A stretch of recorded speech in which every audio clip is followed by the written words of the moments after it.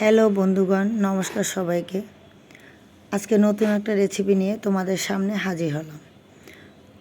আজকে রান্না করব রুই মাছের ঝাল কোরমা।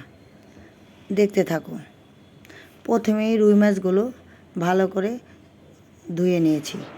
এবার লবণ, হলুদ, মরিচ গুঁড়ো, সরিষার তেল মাখিয়ে ম্যারিনেট করে রেখে দিয়েছিলাম আধা ঘন্টা। আধ ঘন্টা পরে আমি মাছগুলো ভালো করে দুপাশ লাল লাল করে ভেজে নিয়েছি। মাছ ভাজা এবার হয়ে গেছে। এখন একটা কড়াই বসিয়ে দিলাম। কড়াইটা গরম হয়ে গেছে। এখন আমি হাফ কাপ পরিমাণ সাদা তেল দিয়ে দিলাম। এখন এটা আমি ফোড়ন দিয়ে দেবো। ফোড়নে দিয়ে দিলাম দারুচিনি, এলাচ, শুকনো মরিচ, তেজপাতা, জয়ত্রী, গোটা জিরে। ফোড়ন থেকে সুগন্ধি বের হলে আদা রসুন বাটা দিয়ে দিলাম। আর একটু সামান্য জল দিয়ে আদা রসুনটা একটু কষিয়ে ওর কাঁচা গন্ধটা ছাড়িয়ে নিলাম। এবার আমি এর মধ্যে হলুদ গুঁড়ো, জিরে বাটা, মরিচ গুঁড়ো, ধনে গুঁড়ো, গোলমরিচ গুঁড়ো দিয়ে নেড়ে চেড়ে মশলার বাটি ধোয়া জল দিয়ে অল্প কষিয়ে নেব।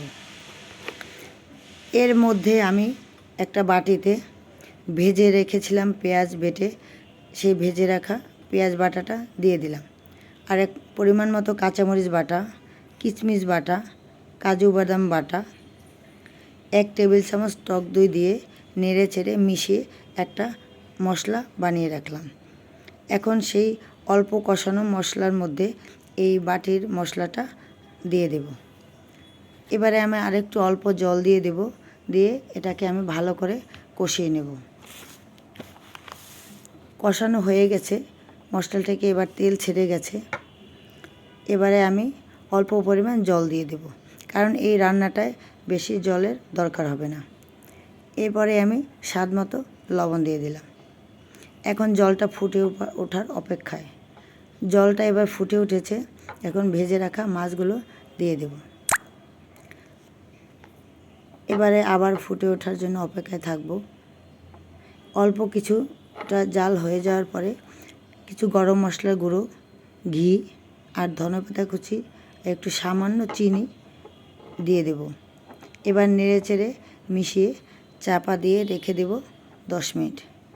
চাপাটা খুলে এবার দেখে নেব। এবারে তৈরি হয়ে গেল রুই মাছের ঝাল কোরমা। আমি জানি না তোমরা এটা আগে কখনো খেয়েছো কিনা। যদি না খেয়ে থাকো তাহলে এটা কিন্তু বানিয়ে অবশ্যই খাবে। খেতে কিন্তু দারুণ স্বাদের হয়। এই এক মাছ দিয়ে তোমরা পুরো ভাত খেয়ে নিতে পারবে। সত্যিই খুব অসাধারণ স্বাদের হয়। তোমরা কিন্তু অবশ্যই এটা বানিয়ে খেয়ে দেখবে। আর কমেন্ট করে আমাকে জানাতে ভুলবে না কিন্তু।